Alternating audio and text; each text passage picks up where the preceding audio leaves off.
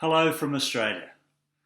I would like to thank the Venerable Dr. Vapani Bhikkhu, President of the Dhammayaka Foundation, for his very kind invitation for me to contribute to the 51st anniversary of Earth Day on the 22nd of April 2021.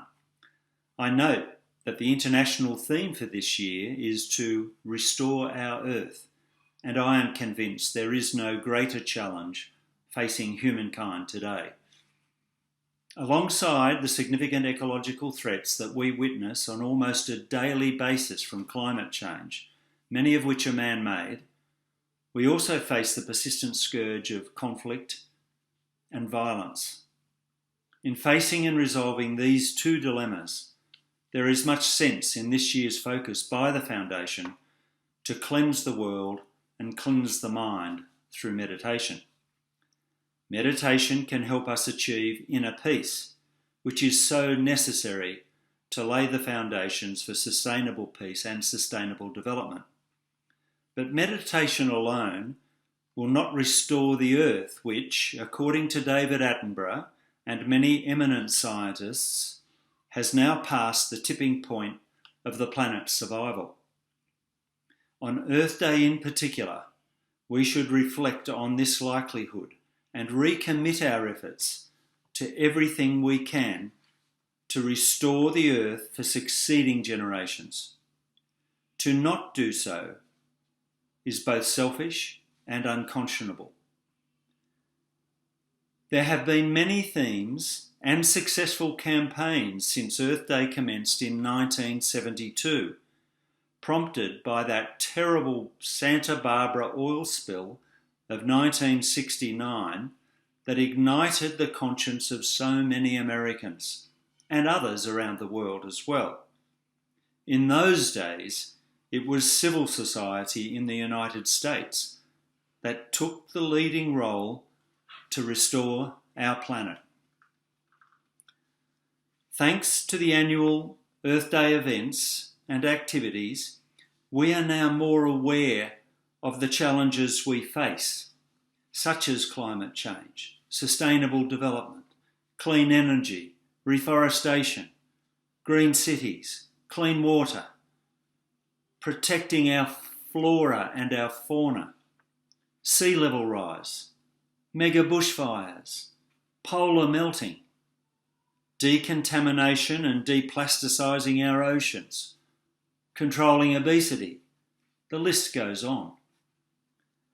The Earth Charter that was so painstakingly crafted through consensus between 1994 and 2000 highlighted the need for global partnerships in 4 interconnected pillars of environmental protection, human rights, equitable human development, and sustainable peace. The 40th anniversary of Earth Day in 2010 was celebrated by over 1 billion people. And while gatherings were limited for the 50th anniversary last year due to the COVID-19 pandemic, the day still achieved the largest virtual mass mobilisation in history. The success of Earth Day is because ordinary people all over the world really care about the future of our planet, even if too many of our governments have been too slow to legislate the policies and programs so desperately needed to restore our Earth. Earth Day is more than eco-activism. In many ways, Earth Day provided the impetus for the Sustainable Development Goals, or SDGs, unanimously agreed by all UN member states in 2015.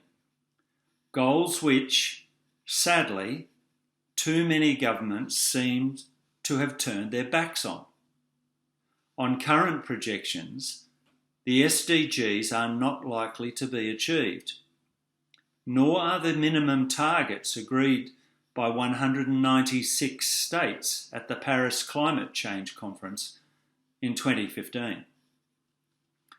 When I think about the importance of Earth Day, I find it helpful to consider 5 interrelated words that start with the letter P. These words are progress, planet, pollution, protection, and people. You might also find these 5 Ps helpful. Progress is important because we must be able to measure how we are tracking to restore the Earth. The current scientific data is not a cause for optimism, but there does seem to be a growing groundswell of commitment to do more. Perhaps the global pandemic has helped us to recalibrate our priorities, and perhaps a new US administration can help re-energise international efforts to lower emissions and enhance our planet's sustainability. The second P, planet, makes us realise that we are all in this together. Unlike nation states, natural and man-made disasters, as well as pandemics, do not recognise sovereign borders. And this is why we need to give more support to the United Nations and other multilateral mechanisms to better coordinate our global efforts to restore our Earth. And we need to implement our actions both globally and at the local community level. And to do this, civil societies need to demand greater and faster action from their governments. The third P is pollution. All people, communities and nations must stop polluting our land, our seas, our rivers and our atmosphere. But this will require inspirational leadership and great humility, qualities that are not prevalent amongst the majority of world leaders today. I truly believe that people and communities around the world are wanting this and that they would willingly accept some short-term pain for our long-term gain in saving our planet. Unfortunately, given the current contested geopolitical environment, I am not optimistic that pollution can be constrained in a timely manner required to restore our Earth. But, of course, I hope that I am wrong. The fourth P is protection.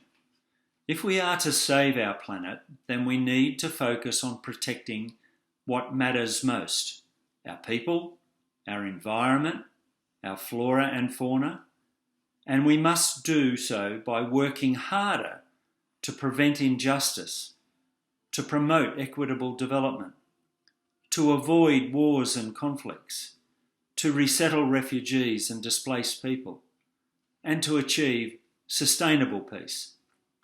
In terms of human sustainment, there is considerable merit in adopting the 8 pillars of positive peace, designed by the Institute for Economics and Peace.